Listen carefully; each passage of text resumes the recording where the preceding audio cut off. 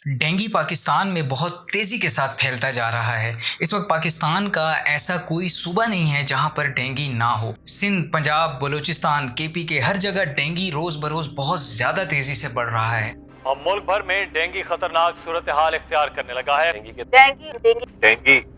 Dengue को इस तरीके से पाकिस्तान में बेकाबू देखकर यूं लगता है कि कोरोना और सैलाब के बाद पाकिस्तान के लिए अगली तबाही की वजह ये डेंगू ही हो सकता है। National institute of health Islamabad के मुताबिक पाकिस्तान में 1 जनवरी से 27 सितंबर 2022 के दरमियान 25,932 कंफर्म डेंगू केसेस सामने आए और इनमें से 62 लोगों की सेवियर डेंगू की वजह से डेथ हो गई। अब यहाँ हैरानगी की बात यह है कि इन केसेस में से 74% केसेस सिर्फ सितंबर के महीने में सामने आए हैं। 2022 के डाटा के मुताबिक डेंगू के 32% पेशेंट सिंध में, 29% पंजाब में, 25% केपी के में और 14% बलूचिस्तान में पाए गए हैं। ये तो सिर्फ सितंबर का डाटा है। इसके बाद अक्टूबर और नवंबर में डेंगू केसेस और ज्यादा तेजी से बढ़ रहे हैं। मानो यूं लगता है कि ये केसेस एक्सपोनेंशियली बढ़ रहे हों। आज की इस वीडियो में आप देखेंगे कि डेंगू क्या है, ये कैसे फैलता है, सबसे पहले डेंगू का आउटब्रेक कहां सामने आया था, पाकिस्तान में डेंगू के इतने तेजी से फैलने की वजह क्या है, क्या दुनिया की दूसरी कंट्रीज में भी डेंगू पाया जाता है, डेंगू से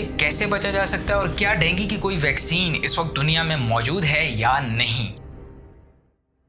अब यहाँ पर सवाल ये पैदा होता है कि आखिर ये डेंगू क्या है और ये कैसे फैलता है। दरअसल डेंगू एक वायरल इन्फेक्शन है जो एडीज स्पीशीज के इन्फेक्टेड मच्छरों के काटने की वजह से होता है और एडीज स्पीशीज के वो मच्छर जो इसकी वजह बनते हैं वो एजिप्टी और एल्बोपिक्टस हैं। ये वही मच्छर हैं जो जीका और चिकनगुनिया जैसी वायरसेस भी फैलाते हैं। इन मच्छरों के सिर्फ एक बार काटने से ही आपको डेंगू इन्फेक्शन हो सकता है। यूं तो दुनिया में मच्छरों की 3000 से ज्यादा स्पीशीज पाई जाती हैं, लेकिन यहाँ पर सवाल ये पैदा होता है कि आखिर डेंगू वायरस सिर्फ एडीज स्पीशीज के मच्छरों की वजह से ही क्यों होता है। इसकी वजह यह है कि ये मच्छर इंसानों के ज्यादा करीब रहते हैं। ये मच्छर ताज़ा पानी के कंटेनर्स में अंडे देते हैं। ये जानवरों के खाने पीने की जगह पर और पौधों के आसपास पाए जाते हैं। किसी भी इंसान को डेंगू 4 किस्म के वायरसेस से होता है: dengue virus 1, dengue virus 2, dengue virus 3 और डेंगू वायरस 4। अब यहाँ पर यह भी सवाल पैदा होता है कि आखिर ये डेंगू आया कहां से था, इसका ओरिजिन क्या था। इसके बारे में साइंटिस्ट एक हाइपोथेसिस पेश करते हैं। चूंकि साइंस का कहना है कि इंसान बंदर से इवॉल्व हुआ है, इसलिए साइंटिस्ट ये मानते हैं कि ये वायरस सबसे पहले उन बंदरों में इवॉल्व हुआ था जो इंसानों के आबाओ अजदाद समझे जाते हैं। 500 से 1000 साल पहले ये वायरस इन बंदरों से अफ्रीका या साउथ ईस्ट एशिया के इंसानों में ट्रांसमिट हो गया था। डेंगू एक ऐसी बीमारी है जो ट्रॉपिकल टू सब ट्रॉपिकल एरियाज में पाई जाती है और पाकिस्तान भी एक ट्रॉपिकल टू सब ट्रॉपिकल कंट्री है। दुनिया की तकरीबन आधी आबादी यानी कि 400 करोड़ लोग ऐसे एरियाज में रहते हैं जहां डेंगू का बहुत ज्यादा रिस्क होता है। हर साल इनमें से 40 करोड़ लोग डेंगू से इन्फेक्टेड हो जाते हैं और इनमें से 40,000 लोगों की हर साल डेथ हो जाती है। जब भी किसी को डेंगू होता है तो इसके सिम्टम्स आमतौर पर 3 से 14 दिनों के अंदर अंदर सामने आने लगते हैं। वैसे 80% लोगों को पता ही नहीं चलता कि उन्हें डेंगू हुआ भी है या नहीं, क्योंकि इनमें डेंगू की किसी किस्म की कोई सिम्टम्स नजर ही नहीं आती। अब ये डेंगू की सिम्टम्स 2 किस्म की होती हैं, या तो ये बहुत माइल्ड यानी दरमियानी सी होती हैं या फिर ये बहुत ज्यादा सेवियर किस्म की होती हैं। शुरू में इन्फेक्टेड पर्सन को तेज बुखार महसूस होता है, सर में दर्द, वॉमिटिंग, मसल्स और जॉइंट्स में दर्द होने लगता है। जिन लोगों को डेंगू होता है उनमें से बहुत कम लोगों का ये डेंगू इन्फेक्शन एक सेवियर डेंगू में बदल जाता है, जिसके बाद उस पेशेंट में ब्लीडिंग होने लगती है, उसके प्लेटलेट्स की तादाद बहुत कम हो जाती है, ब्लड प्लाज्मा लीकेज होने लगता है और उसके साथ साथ उसका ब्लड प्रेशर भी बहुत ज्यादा लो हो जाता है। अगर किसी को सेवियर डेंगू और फिर उस पेशेंट की प्रॉपर केयर की जाए तो उस पेशेंट की डेथ होने के चांस 1% से भी कम है। लेकिन वो पेशेंट्स जिनका ब्लड प्रेशर बहुत लो हो जाता है उनकी डेथ के चांस 26% तक हो जाते हैं। यानी डेंगू के पेशेंट का ब्लड प्रेशर मेंटेन रखना उसके जिंदा रहने के लिए बहुत जरूरी है। इसके अलावा बूढ़े लोगों और बच्चों के लिए ये बीमारी बहुत ज्यादा खतरनाक है। अब यहाँ पर यह जानना भी बहुत जरूरी है कि आखिर डेंगू पाकिस्तान में इतना तेजी से क्यों बढ़ रहा है और इसकी वजह क्या है। पाकिस्तान में इतने तेजी से बढ़ते हुए डेंगू की सबसे बड़ी वजह सिर्फ एक फैक्टर है और वो है क्लाइमेट चेंज। अब आप सोच रहे होंगे कि क्लाइमेट चेंज और डेंगू का क्या लेना देना। तो बात कुछ यूं है कि पाकिस्तान में डेंगू केसेस के अचानक बढ़ने की वजह वो फ्लड्स की सीरीज है जो जून 2022 के मंथ से शुरू हुई थी। क्लाइमेट चेंज की वजह से इस साल पाकिस्तान में मॉनसून की बारिशें पहले की निस्बत बहुत ज्यादा लंबे अरसे तक हुई और इन बारिशों का पानी बहुत सी जगहों पर आहिस्ता आहिस्ता जमा होना शुरू हो गया।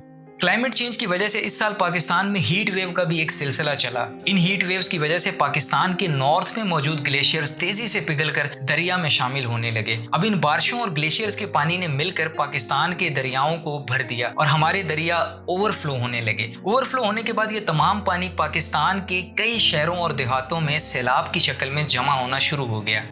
दोस्तों, ये सैलाब कितना बड़ा और शदीद किस्म का था, इसका अंदाज़ा आप इस बात से लगा लें कि इस सैलाब की वजह से 3 करोड़ 30 लाख लोग मुतासिर हुए। 20 लाख से ज़्यादा लोगों के घर तबाह हो गए।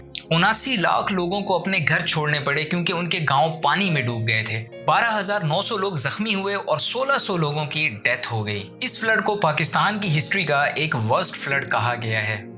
डेंगू सिर्फ पाकिस्तान में ही नहीं पाया जाता बल्कि इसने दुनिया के बहुत से ममालिक को तंग करके रखा हुआ है। डेंगू का सबसे पहला आउटब्रेक 1779 में सामने आया था जब डेंगू की वबा पूरे साउथ ईस्ट एशिया, अफ्रीका और नॉर्थ अमेरिका में फैल गई थी। 1906 में साइंटिस्ट को पहली बार ये पता चला था कि डेंगू एडिस स्पीशीज के मच्छरों की वजह से फैलता है। उस वक्त डेंगू दुनिया की ऐसी दूसरी बीमारी थी जो किसी वायरस से फैलती थी। पहले नंबर पर येलो फीवर था जो वायरस से फैलता था। 1907 में जॉन बर्टन क्लीलैंड और जोसेफ फ्रैंकलिन सेलर नामी साइंटिस्ट ने डेंगू को पूरी तरह से समझने की कोशिश की कि आखिर ये फैलता कैसे है। सेकेंड वर्ल्ड वॉर के दौरान और इसके बाद भी डेंगू बहुत ज्यादा फैला था जिसकी वजह इकोलॉजिकल डिसरप्शन को करार दिया गया। यानी कि इस वॉर के दौरान जो जगह जगह बॉम्ब गिराए गए, जंगल तबाह हो गए, जगह जगह डेड बॉडीज पड़ी हुई सड़ती रहीं जिसकी वजह से डेंगू बहुत ज्यादा फैला था। सेकेंड वर्ल्ड वॉर के बाद इसे ग्लोबल प्रॉब्लम करार दे दिया गया था। डेंगू 120 से ज्यादा कंट्रीज में पाया जाता है, खास तौर पर south east Asia, south Asia और साउथ अमेरिका में।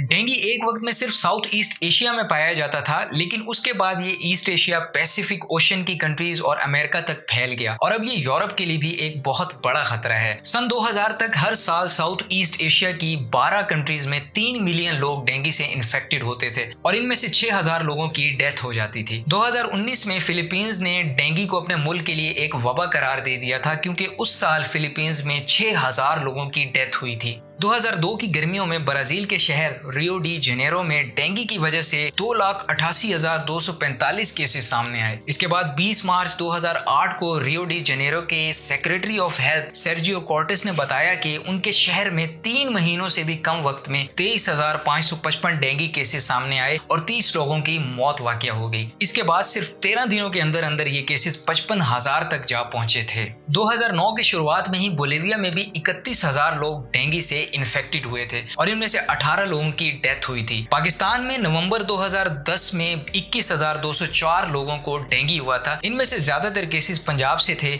ये डेंगू आउटब्रेक भी इतना वर्स्ट था कि इसकी वजह से कई अहम शख्सियात की मौत हो गई थी।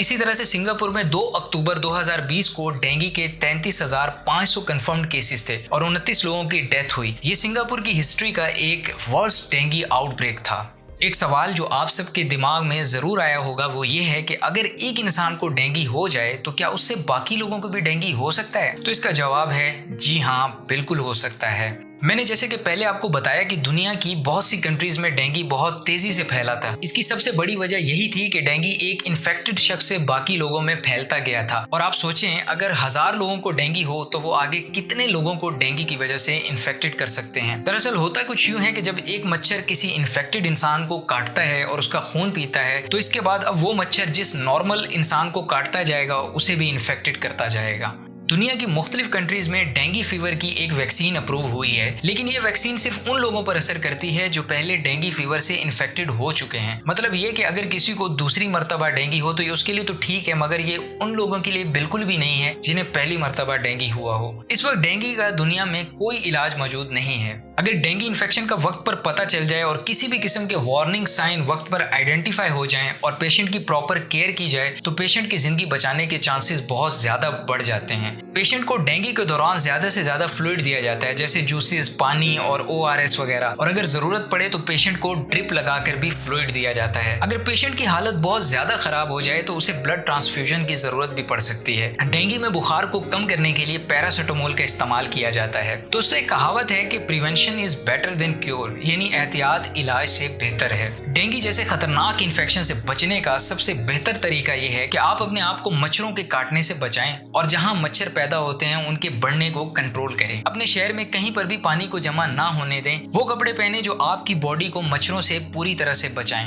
जो आपके घर में इस्तेमाल होने वाली पानी की टैंकियां हैं उन्हें हर हफ्ते साफ करें। पीने वाले पानी की क्लोरीनेशन करें। घर में मॉस्किटो कॉइल का इस्तेमाल करें और अपनी एक्सपोज्ड बॉडी के हिस्सों पर रिपेलेंट लोशन का इस्तेमाल करें। रात को सोते हुए मच्छरदानियों का इस्तेमाल करें।